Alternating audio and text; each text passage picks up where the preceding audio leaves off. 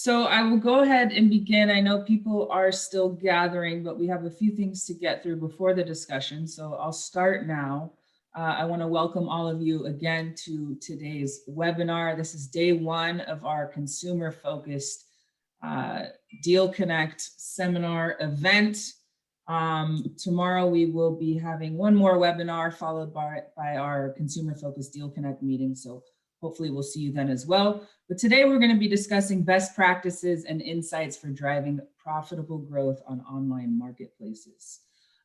We are excited to partner with Vorys on this. So we'll shift to the next slide here. I have a couple housekeeping things I want to get through. For those of you I have not yet had the opportunity to meet, my name is Lena Dobrier. I'm the Director of Operations at Opus Connect. We are a lower middle and middle market M&A focused organization. We're membership based. Our members primarily consist of many of you, private equity firms, investment bankers, lenders, independent sponsors, etc. We have a ton of events happening in 2021. I think we're doing over 250 events this year, various formats, roundtables, fireside chats, Deal Connect events, Opus Mind, webinars, of course, and Lunch for Six. So if you're interested in learning a bit more about Opus Connect, who we are, how we can help, feel free to reach out to my colleague, Jacob Zeffrin. His contact info is below there, and he'd be happy to help you out, answer any questions that you may have. We will be taking Q&A today. Depending on the flow, we'll see if we take it live or if we set some time aside at the end for Q&A. But as questions arise, feel free to submit them in that Q&A bubble below. Please avoid using the chat function and submit your questions just in the designated Q&A area. Our moderator today will monitor those and we'll try to get to as many as possible. Before we get started, I do have two audience poll questions I'd like to ask of you. So I'm going to go ahead and launch. This first one is going to help us understand who you are. So go ahead and submit your answers. Independent sponsor, investment banker, capital provider on the debt or equity side, service provider or other. Let us know who you are. This will be helpful to our panelists as well to understand who they're speaking to today. So we'll give it about 10 seconds and then we'll move on.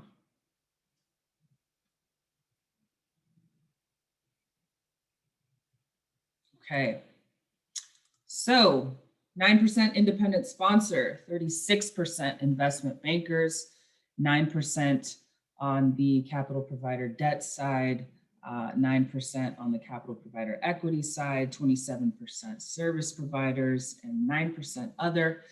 Thank you all for participating in that.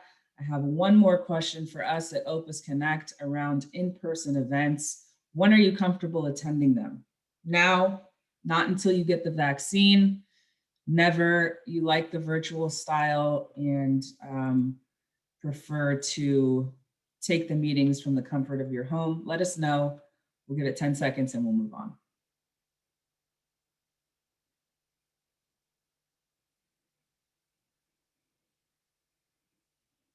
Great.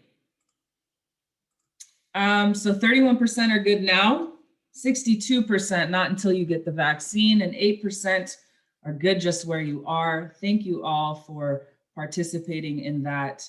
You know, one of today's sponsors, our main sponsor of today's event, is also going to be moderating. So I want to just share this brief slide, but I will introduce today's moderator, Jeff Fickes. Jeff, please go ahead and take it away. Thank you, Lena. Good afternoon, everybody. I hope everyone is still in their NCAA brackets. I've been totally busted with a lot of losses from the Big Ten and a lot of wins by the Pac-12. So congratulations to everyone on the West Coast, I suppose. My name's Jeff Fickes. Vorys is a 400 attorney law firm with offices across eight offices in states, California, Texas, Ohio, Pennsylvania, and Washington, D.C. We're a full service corporate firm working with emerging technology companies, startups, funded by early stage angel investors all the way up to large Fortune 500 public companies. We handle all their legal needs, including their capital markets, debt and equity offerings, and their mergers and acquisitions. I'm the chair of the private equity group in the firm. I've been practicing for over 20 years. I grew up in a family business. I also have an MBA from the Fisher College of Business at Ohio State, and worked in corporate finance on strategic transactions before I went into private practice. Today, you're going to meet some phenomenal people, two organizations which are actually transformational, working with middle market private equity sponsors and their portfolio companies in accelerating their growth and profitability through online sales channels and controlling those sales channels. So with that, if you can turn to the next slide. Daren, I'm going to turn it over to Daren Garcia first.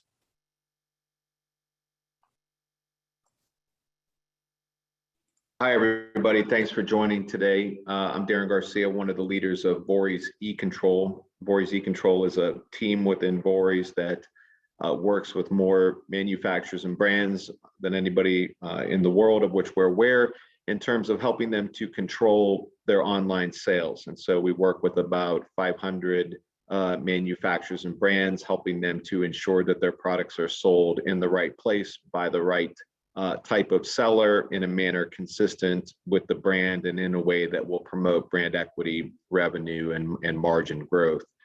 So I'll be covering off on the control half of the equation today, and I'll turn it over to John LeBaron to introduce himself on the growth side. Hey folks, my name is John LeBaron. Great to meet you guys. Chief Revenue Officer here at Pattern, and super excited to be participating in this today.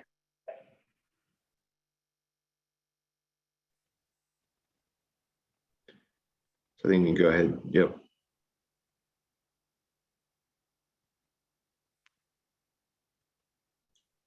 Shall I go ahead, Jeff, and sort of cover off on this here?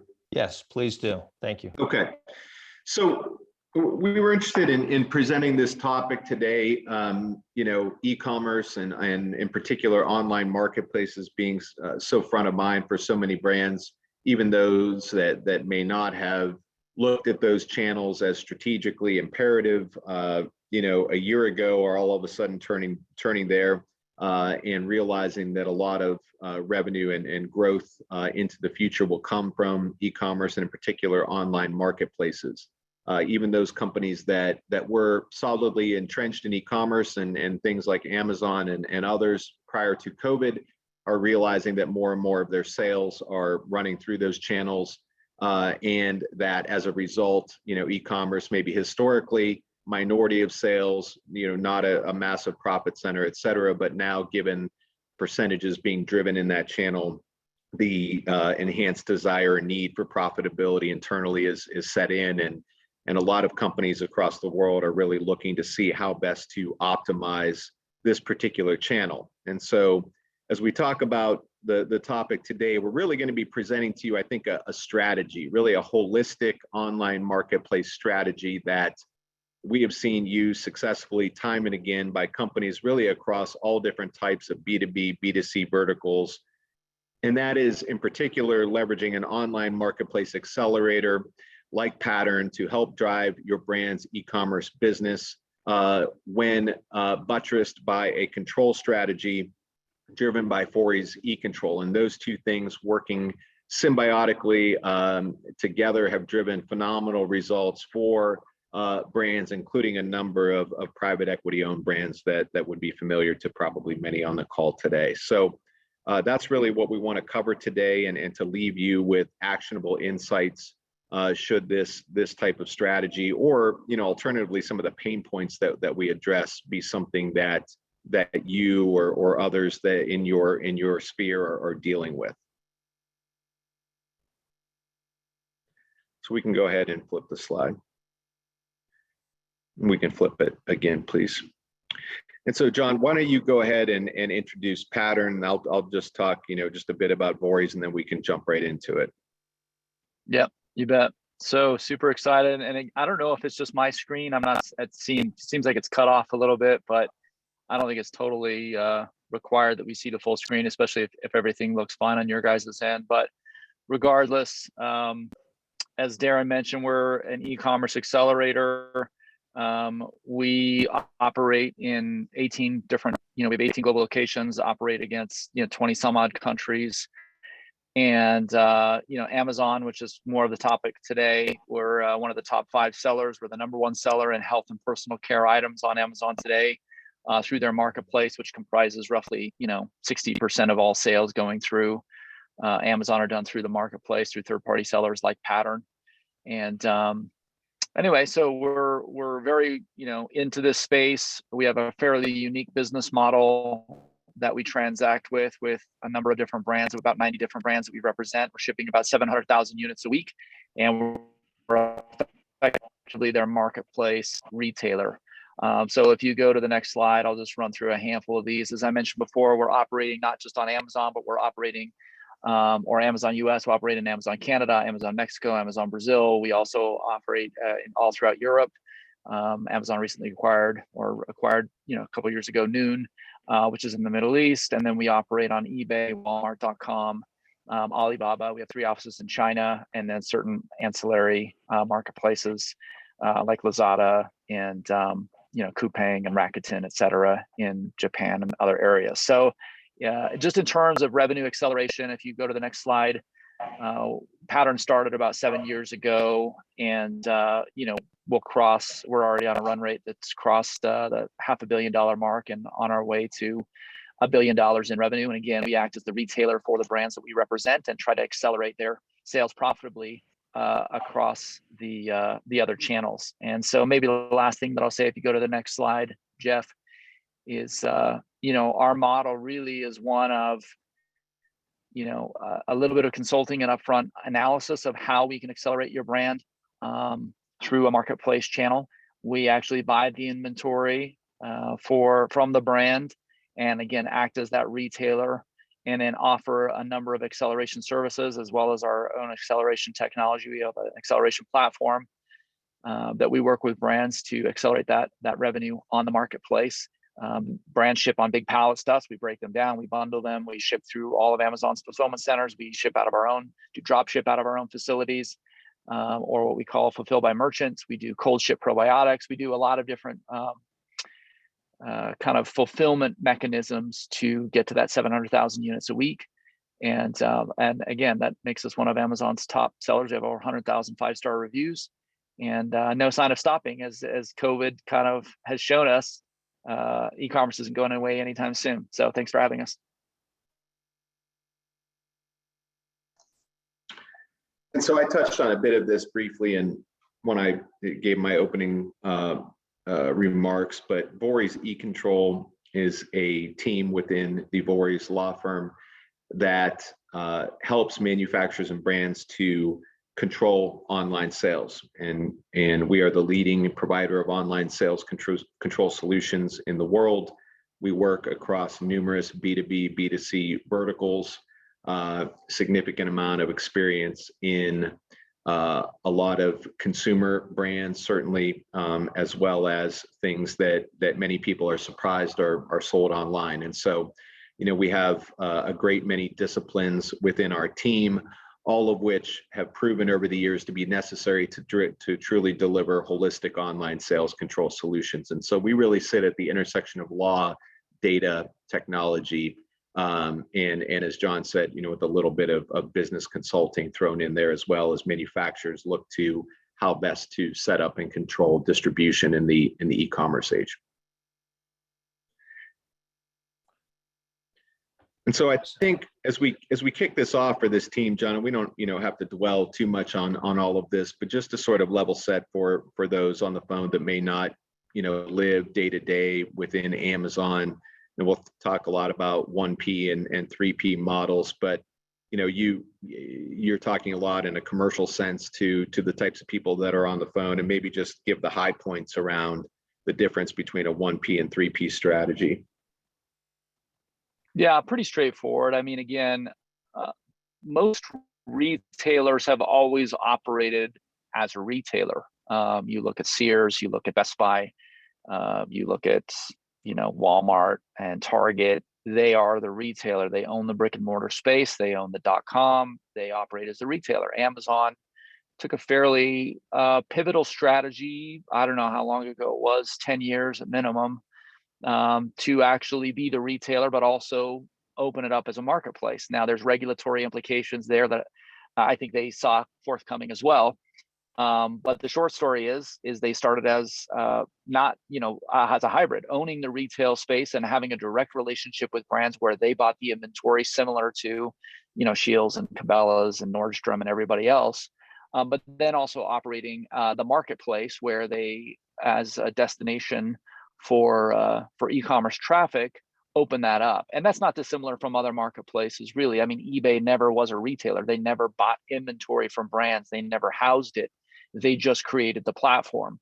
And so when we say third party, it really is a third party transacting on the platform, acting again as the retailer. And in a 3P world, you, the brand, can either act as your own retailer and ship your own goods and sell your own goods and manage your own listings on the platform.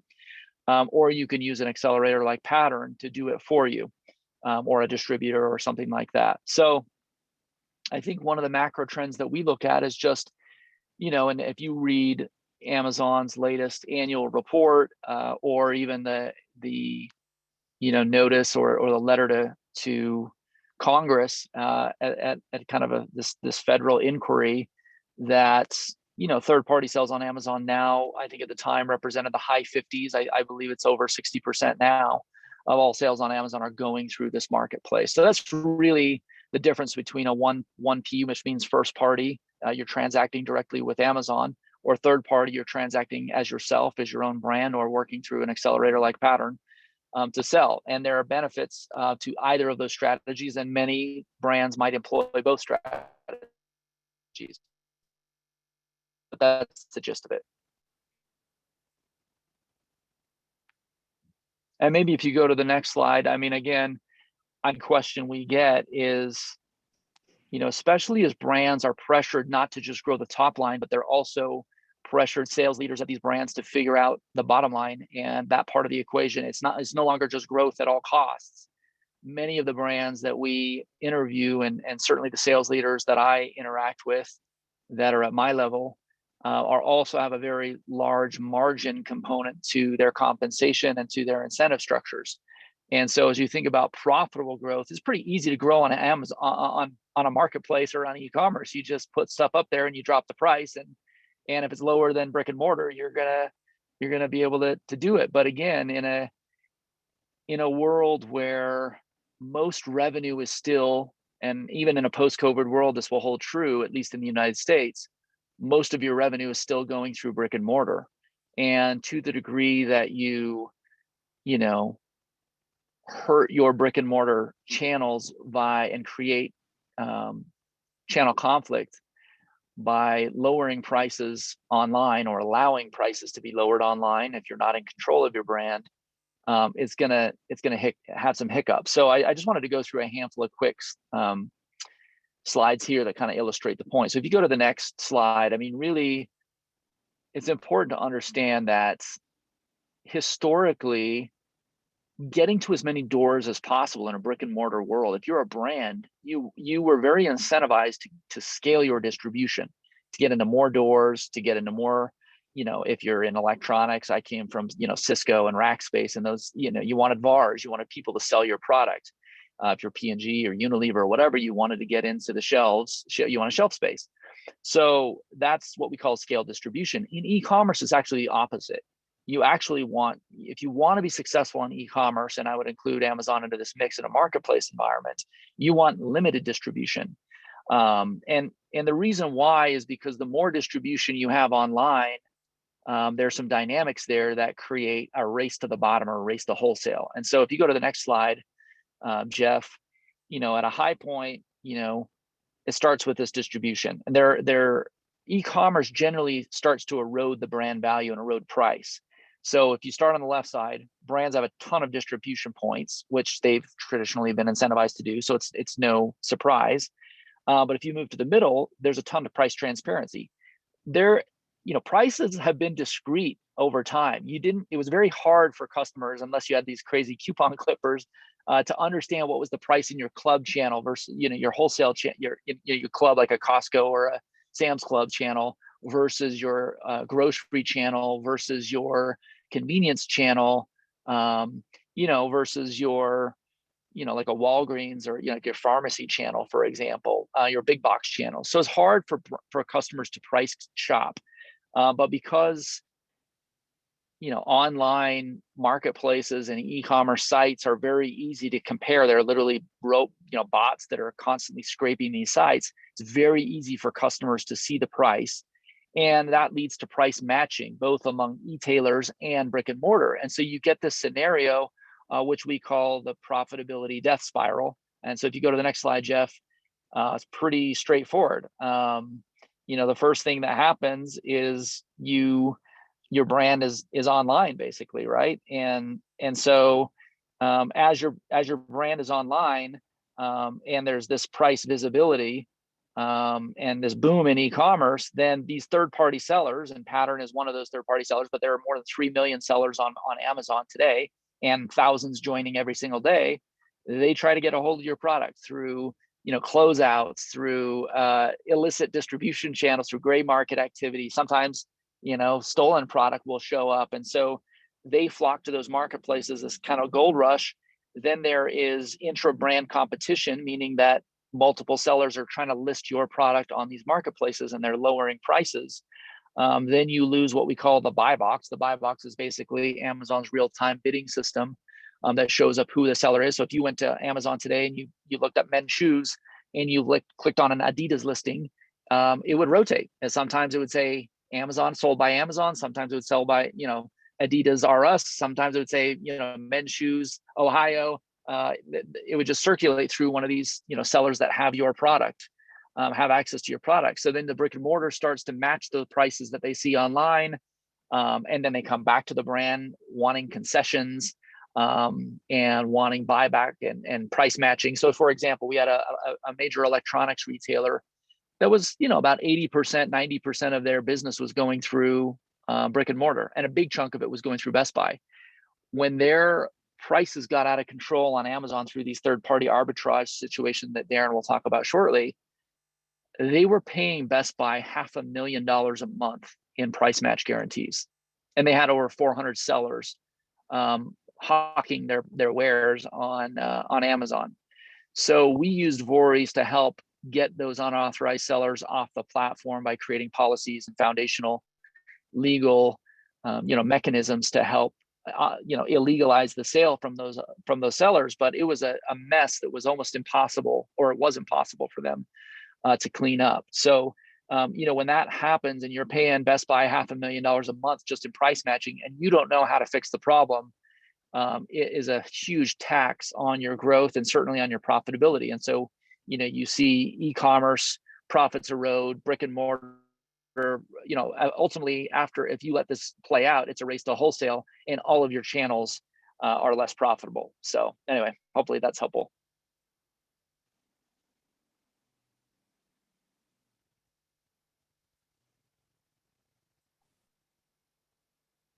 Well, Daren, how does controlling Amazon impact growth?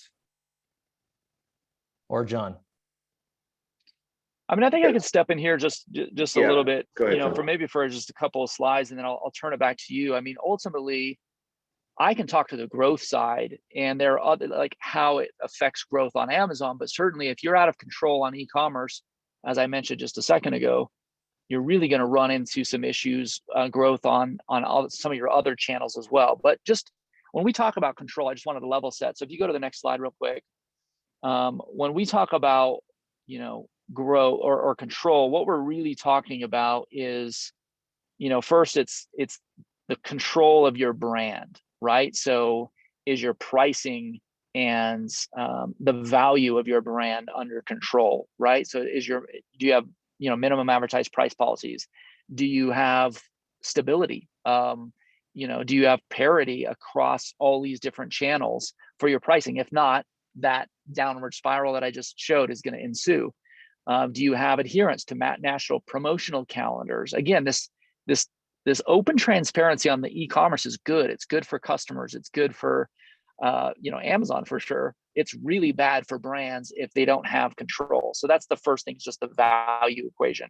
The next one is the kind of brand equity, brand image. Do you have consistent images? Do you have compliant copy? Especially if you're think of if you're like a regulated industry like vitamins or supplements or some medical device. I guess supplements aren't always regulated, but some medical device. If you've got copy or some consumable, if you've got copy that some third-party sellers just randomly shown up, and it's not legally compliant, you could be in a lot of hot water, and the brand owns the onus on that. It's not the marketplace, it's not the consumer, it's not even the seller. Oftentimes, it literally is the brand that owns up holding the bag on that. And then finally, just this, distribution control. And what does that look like for brands too? And are your products high quality? Are they going through the right channels? Or if they need to be temperature controlled, how do you make sure that they're not sitting in some warehouse or some dude's garage in Phoenix, Arizona, just baking out there in the sun?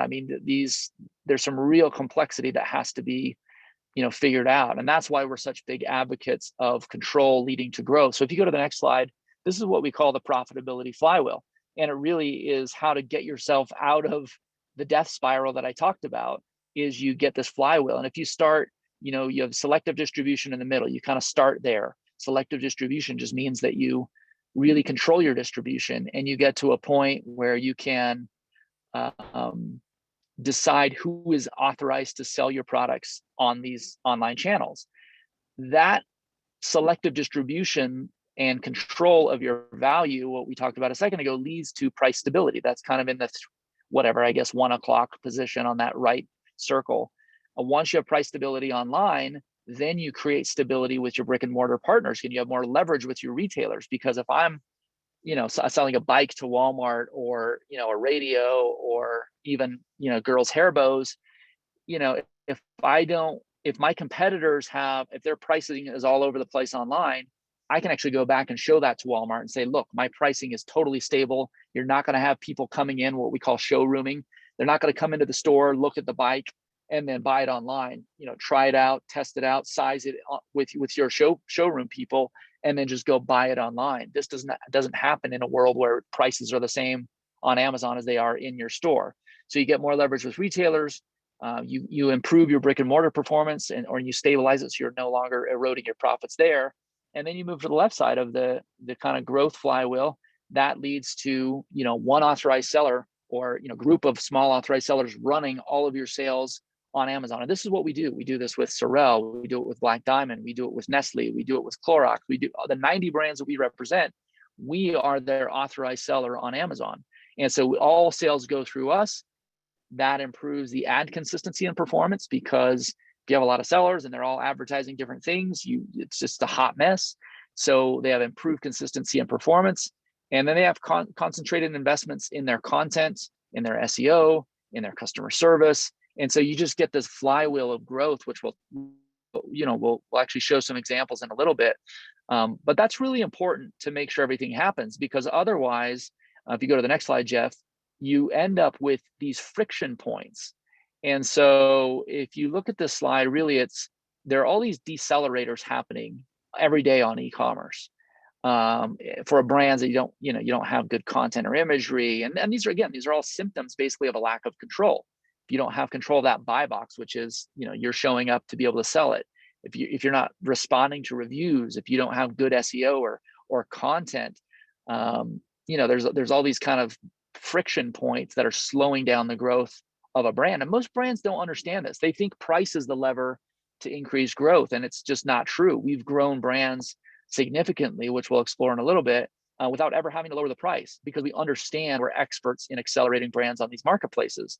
And really, the accelerators are the inverse of the decelerators, right? So if you improve your content and your imagery, if you increase the traffic to the listing through better advertising coordination and SEO, if you actually manage the reviews and respond to reviews and get customers the information that we need, or what that they need, you really can improve. And there's a lot of tailwinds on e-commerce. E-commerce is growing naturally. So if you go to the next slide, Jeff, This is what I was mentioning a second ago. Like, we've grown brands from 19 million to 115 million. We've grown another brand from 3 million to 28 million. Another brand in our portfolio grew from 12 million to 70 million. And this is in the course of just a couple of years. And again, the reason they're able to is because they're getting control of their brand. They're accelerating against the tailwinds that are already in the e-commerce space and showing up, controlling their value, controlling their pricing, controlling their content, their imagery, their bullet points, and working with someone who knows how to accelerate them. And this is, again, this is a story of Amazon, but really it's a similar story across eBay, Walmart, Alibaba, and the foundational here is really control. Back to you, Daren. Hey, Daren, before you start, I have a question for John. It comes up with the private equity clients that we sometimes represent, and some of whom might be attending today's event. So a lot of the clients we work with that have, that are brand, whether they're business to business or business to consumer type brands, they will tell you that, well, we have e-commerce professionals in-house, and they work alongside our sales and marketing departments. When it comes to the things you talked about, John, what are some of the observational points you've seen over the years with working with clients who thought they had things under control from your perspective, but ultimately did not? What are some of those things that you see in their businesses, even when they think they have a solid e-commerce plan? Well, listen, I'm not the one to tell someone that they have a good plan or they don't have a good plan. I would just say we generally see some pretty interesting trends. The first one is that e-commerce is perennially understaffed. We have more than 700 employees and we work across the globe. And I'm always shocked, and these are big brands, Panasonic, Nestle, Sylvania. They generally have 2 or 3 e-commerce people, and they're trying to run their .com. They're trying to run all their Shopify instances, their tie-ins with Magento, or even with Square or Stripe, or all these different, they generally have like 18 different modules that they are trying to plug into with just their .com. And their .com often only generates like 2 or 3% of their total revenue anyway. So it ends up actually being a cost center. And so it's like, I have this e-commerce team, but I don't want to invest in them because it actually loses me money. So it's hard. And then, someone will say, okay, we'll just start doing Amazon too. Well, Amazon's a totally different ballgame. It has totally different requirements. And like I said, then you have these unauthorized sellers that maybe you have e-commerce people, but if you don't have channel management people constantly in there eradicating, and this is really what Vorys is so good at, that's why we use them with virtually all of our clients. It doesn't matter how good you are at e-commerce, because if 90% of your sales are going through those third-party sellers that are, really just lowering the price, it kind of just doesn't matter. So I would just say it's often not as much we have this expertise in-house. It's we have either fundamentally understaffed on global e-commerce and need some help, or this has gotten into a hot mess quickly and it has nothing to do with our e-commerce people. They're actually doing a good job. It has everything to do with, the way we've incentivized our salespeople over time to sell into the channel, the lack of preparation that we've made in setting up foundational policies that don't end up eroding our price and our profitability. And so almost every salesperson I talk to says, Amazon, I got it covered. It's my fastest growing channel. And I don't disagree with that. It usually is their fastest growing channel, but it's also it's the channel that is eroding their profits faster than any other channel as well. It's growing, but it's growing at a very significant cost. And again, it's just I talk to hundreds of brands a month, and it's almost always, they just don't see the canaries in the coal mine that are just flying out like crazy. And until you dig in and say, oh my gosh, this is a problem, the brands that are the smartest are ahead of it and they see it coming. The brands that are behind the curve end up spending a year or two trying to clean up the mess that was really unraveled before they even maybe got to the company. So well said. Thanks, John. Okay. So we'll just touch briefly here. The goal of today is not to get into the legal weeds, but basically just to cover some high-level points that you all can take back relative to how to maintain control of Amazon and stop unauthorized sales of your products from wreaking the harms that John has laid out. So go ahead and move the slide forward, please. I think that the takeaway is that your organization and every other organization, and particularly as time marches on here and e-commerce just continues to be a bigger and bigger deal, you're going to be harmed if your channels aren't holistically and strategically evolved to account for online disruption. It truly becomes the tail that wags the dog across your entire business, not just on an Amazon or not just more broadly in e-commerce, but when things start impacting brick and mortar, you start seeing the erosion set in there. Those customers of yours coming back looking for concessions, looking for better deals, refusing to take price increases, all of that starts to add up to very big dollars when it hits the bulk of your business. And so go ahead and move the slide forward. And so, what we'd like to do here is just, looks like a bit like a spider web, but just follow through with me here. So you're your brand over there, and on the left, you're trying to reach the stick figure end consumers on the right, okay?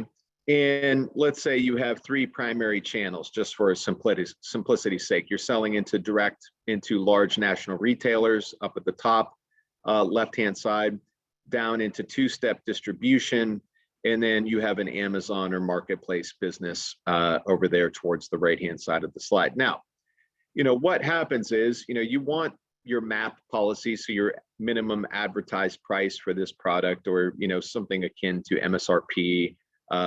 Some people have MAP, some people have MSRP. Just essentially your desired advertised pricing in the market to be around $100. So you're selling out to the nationals and over to Amazon at $75, down into the 2-step channel at the $65 to allow for downstream resale. Maybe you give some additional incentives down there, volume discounts and things to promote larger volumes, and also to facilitate the ability for those products to be sent downstream, and your downstream customers to still be able to make money. But so everybody starts out nicely playing in the sandbox and advertises your product at $100. But what happens today is that people will back their vans up to distributors, will go into the local independent retailer and say, I'll take some of this off your hands and sell it for you on Amazon. You have people going into retail stores when things are on promotion and overbuying, engaging in just classic retail arbitrage. And before you know it, you have a ton of different outlets putting product into Amazon where they know they can make some small amount of money on your product. It doesn't matter. All they're really looking to see is, am I cash flow positive at the end of the month? If so, great, I'm going to go buy more of whatever I can get my hands on. And you see the race to the bottom begin to play out in the Amazon channel. And the way of the world is that, every sophisticated national retailer and many distributors even have online price scraping tools and things, and they're looking constantly at each other to see where they need to price their products to remain competitive. And so as those unauthorized sales pile in, the advertised prices on an Amazon erode significantly. Now all of a sudden people start looking back to you for their money. John referenced something in the electronics sector, but you see national retailers all the time saying, hey, I have to make people whole at cash wrap. They'll ask me if I price match. I have Amazon telling me they need additional co-op, they need margin guarantees, they're not going to take price increases. If you're in a 1P type model, you see reference to crap there in red, sort of towards the middle of the slide. That means can't realize a profit in Amazon speak. And that's basically them telling you, hey, we can't carry your product anymore because we can't make any money off of it. Now you also start to see when products make their way from diversionary channels into an Amazon ecosystem, for example, people start getting poor quality product on their front porches. I do this for a living, and ordered a shop vac about 6 months ago. It came, the box looked like it had been through, World War III, was all taped up. The stuff was inside, just thrown in there. Somebody had some type of return, threw it in some old box and sent it to me. And, so all of us have stories like that. We get the wrong product. We get something that's leaking, that's expired, that's clearly of lesser quality. And many people are incented or, pushed by frustration in those instances to go and leave 1-star reviews of your products. Now, the issue is those attached to you, to your product, not to the resellers. And so now all of a sudden you're in a state of erosion from your advertised prices, your poor quality 1-star reviews have gone up, and now you really start to be hurt financially in the channel, both in terms of the margins that you're able to make, as well as where you're showing up in search and things like that, and your brand really begins to suffer. Now, the real harm, if that's not bad enough, sets in when your brick and mortar channels say, hey, look, I can't do business with you, or to do business with you, I'm going to need a different set of pricing, et cetera, because of you being so out of control online. And so this is really, for many brands, the dynamic that we're helping them to unwind. We can go ahead and fast forward, or not fast forward, but just move forward. And really, what you want to do is, as at a minimum, you'd be astonished at the number of very large, very sophisticated companies that have never clearly delineated their channels. So, you want to go out and set up an appropriate policy structure with your retailers, with your distributors, with an exclusive 3P seller like a Pattern in the Amazon channel, and get very intentional about what your go-to-market strategy is on Amazon or other marketplaces, A, and then B, making clear that all of your other customers are not interfering with that. So in many instances, brands will have a situation where they've never told anybody who can sell online and who cannot, who can sell on Amazon, who cannot. And so they have a whole bunch of actors within their authorized channels just simply turning around and pumping product right into the Amazon channel and really interfering with sales there, creating that massive intra-brand competition that's going to turn around and erode brand value. And so, at a very minimum, we're going to go in and get your channels appropriately delineated with policies so that your good customers know where their lanes are and where they're allowed to trade your stuff in an authorized manner. So we can go ahead and flip to the next slide.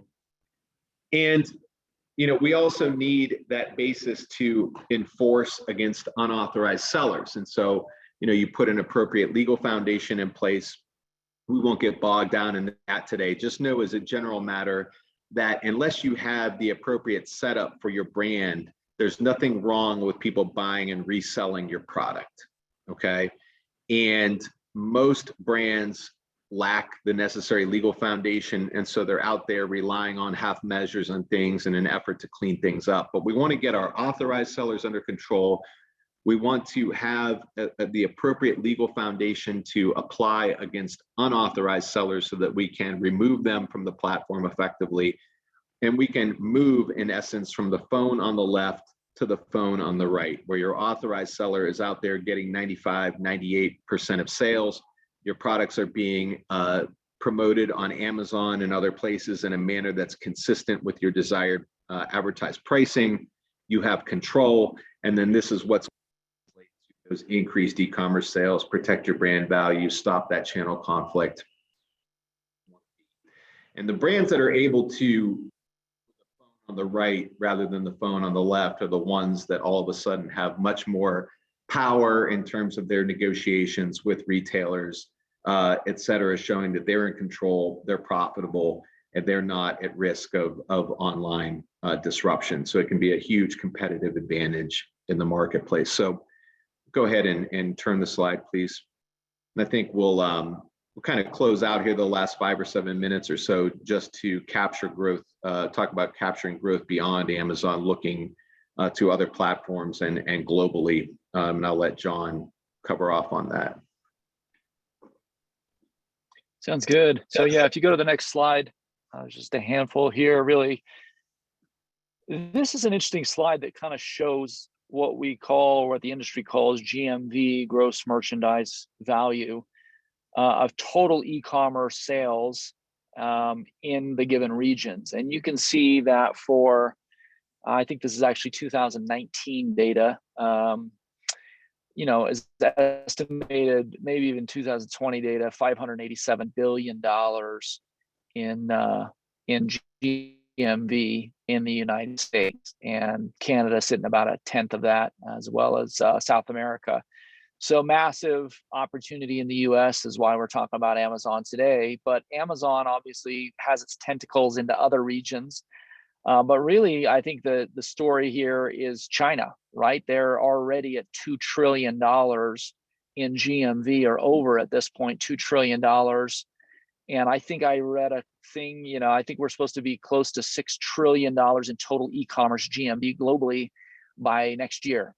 And I think, China is supposed to account for like 60% of all e-commerce revenue this year. More than 50% of all sales in China will take place online this year. I think it's 51%.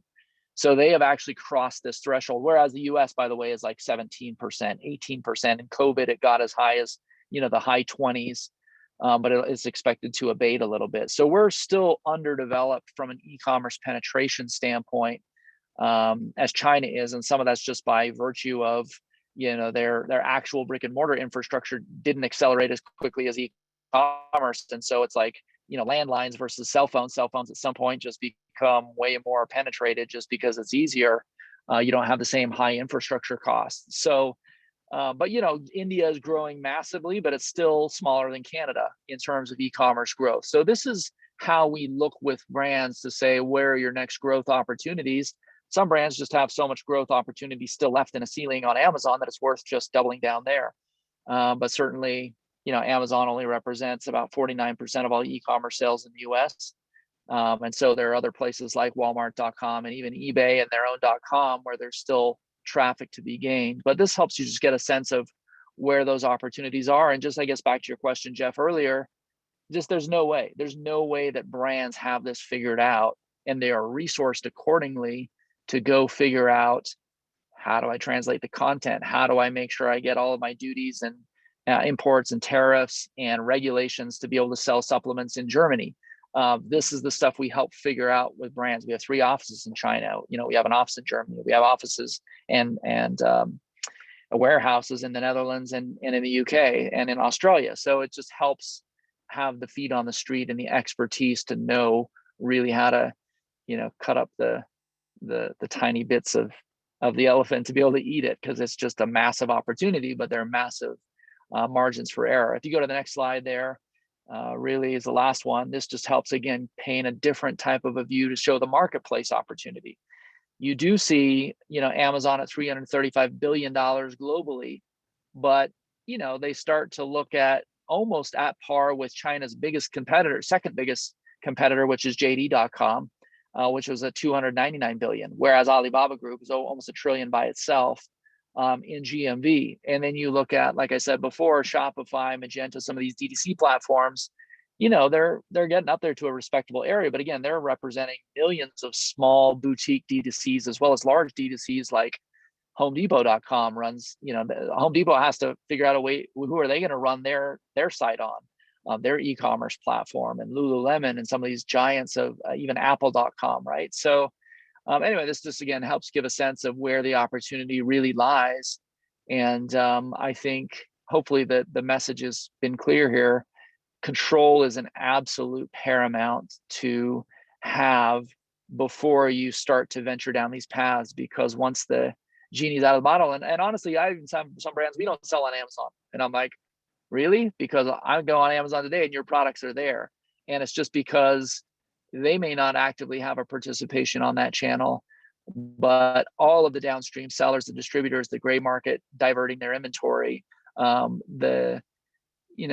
the stakes are too high to play a passive role on these marketplaces, and the implications to your brick and mortar channel for sure, as well as even just the customer experience, are too high, that brands that are allowing this to be take a backseat in their strategy are the ones that we end up having to pick up the pieces later on. So again, thanks so much for having us on here. This is fantastic. Thank you very much.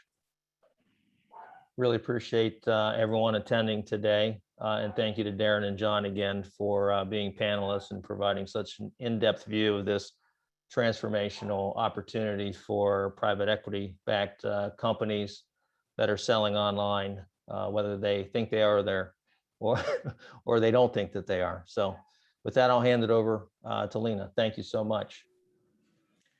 Thank you, gentlemen. Thank you for that discussion. I think our audience learned a lot. I know I did.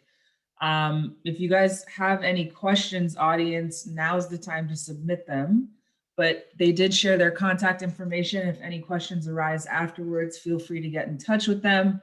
I'd like to thank you all for your participation today. Jeff, thank you for leading the way and for your support at Vorys. We appreciate the partnership. To our audience, of course. We have a lot going on. On the next slide, you can see a couple of our upcoming events. So tune in. I'll be following up with everyone with links. We will be posting today's webinar to our YouTube channel, so stay tuned for that link. But until then, everyone stay healthy and we'll see you all soon. Thanks, guys.